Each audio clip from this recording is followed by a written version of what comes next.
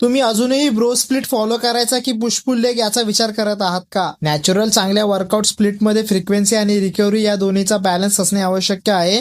जर आपण bro split follow केलं तर फ्रिक्वेन्सी समस्या येते. एक मसल आठवड्यातून फक्त एकदाच ट्रेन होतो आणि पुश पुल लेग मध्ये जर ट्रेनिंग व्हॉल्यूम योग्य नसेल तर रिकव्हरी धोक्यात येते.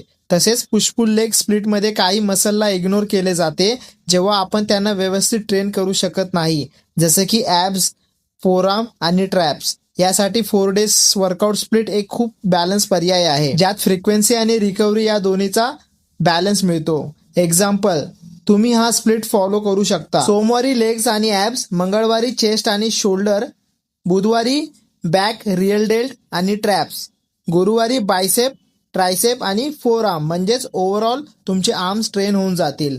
आता इथून सर्वात सामान्य कन्फ्युजन सुरू होतं. शुक्रवारी काय करायचे? साधे आहे. शुक्रवारपासून तीच सायकल पुन्हा सुरू करा. म्हणजे शुक्रवारी लेग्स आणि ॲब्स, शनिवारी चेस्ट आणि शोल्डर, रविवारी पूर्णपणे रेस्ट. त्यानंतर सोमवारी बॅक आणि रिअल डेल्ट आणि ट्रॅप्स, मंगळवारी ओव्हरऑल आर्म्स म्हणजेच बायसेप, ट्रायसेप आणि फोरआर्म. या स्प्लिटमध्ये प्रत्येक मसल 9 दिवसात 2दा हिट होतो, जो फ्रिक्वेन्सी आणि रिकव्हरीत बॅलन्स देतो. आत्तासाठी एवढंच. भेटूया पुढच्या व्हिडिओमध्ये.